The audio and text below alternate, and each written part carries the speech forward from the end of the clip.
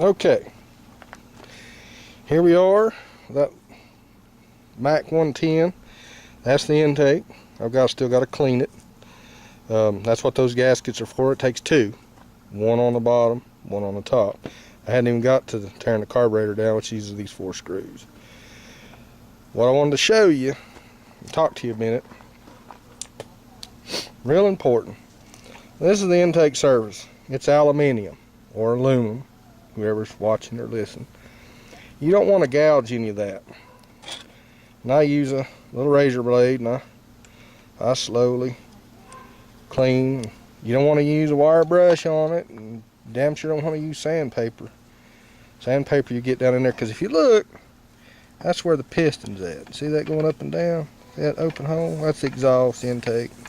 These engines run off of a lot of vacuum. Okay. Now if you look real good, that piston's, this motor hadn't been used a whole lot. You see that? There's not even any scores on that piston. That's usually where you see it. Up here, you know, it's in good shape. Compression, I can't tell you because I didn't do a compression test. But what I wanted to show you, you take a little air hose. I'm just going to do a little bit of it and stick in here.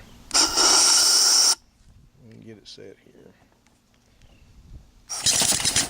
See, we can roll the engine over with the air hose. Pretty cool, isn't it? Well, that's where your fuel gets dropped in. This creates vacuum, fuel dumps in, squirts down in the engine, and away it goes.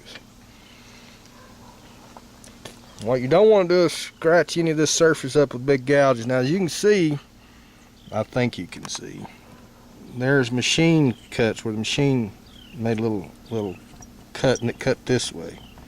Okay. But if you do come across one that some genius out there gouged it pretty good, I use this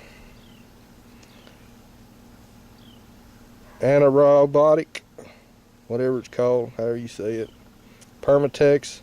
Now that tube cost me $15 for this little old tube of stuff, and I use it. It doesn't get hard. It stays tacky and pliable until you compress it, until you torque it down, and then the torque itself, the pressures actually cure the Permatex. I use this on a lot of boat motors, and the reason for that is because it's aluminium, aluminum. These create such a vacuum, you know, pull their own fuel, creates a lot of vacuum. Sometimes with these gaskets you get, they're cheap, but these look like they're pretty good. You know, you can tell by the thickness of the gasket. But I put a little bit of that on there, and I'm not going to do it on this one. I'm just going to stick them together like they're supposed to, and if it works out good, it works out good. And I'll probably have to go back and snug them up a little bit. But I wanted to show you that.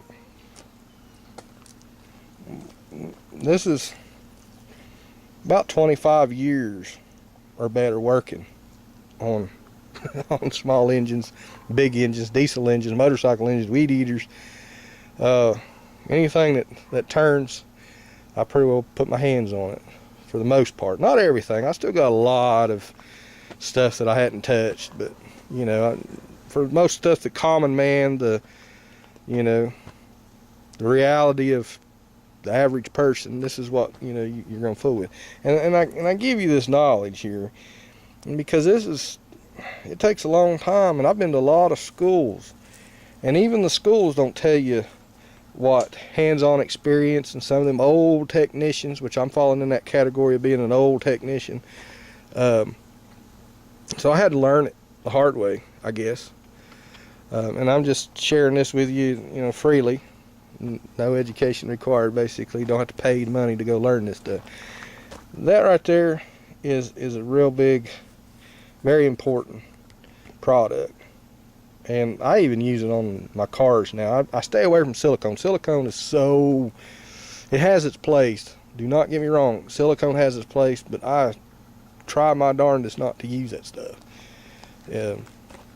Because it actually can create more problems. I pulled engines down where silicone was caught up in the oil pumps and stuff.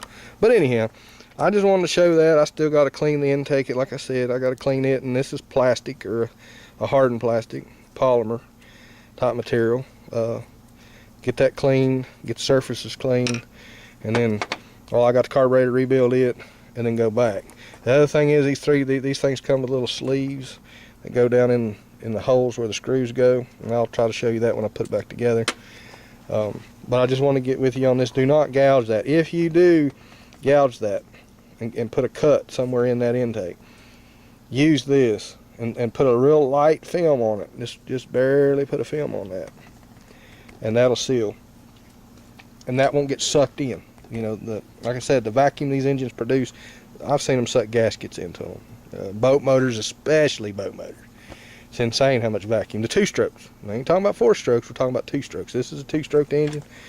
About all your old chainsaws, everything's 2-stroke. I ain't never seen a 4-stroke chainsaw. I'm not saying they don't make it, but I hadn't seen one. So, not yet anyway. And hopefully before I die, maybe I'll see a 4-stroke. That'd be kind of cool, wouldn't it? But anyhow, that's all I want to talk about at this particular point. I know I should, if I left my camera on, this would be 2 hours worth of work. And, you know, I don't think anybody wants to sit through a 2-hour video. If so, say so, and I'll try to do my best to set one up. But it takes a bit of time. I'm not going to kid you. You know, I've been on this particular project, tear it down, get it tore apart, get it clean, 3 days, because I've been waiting on parts.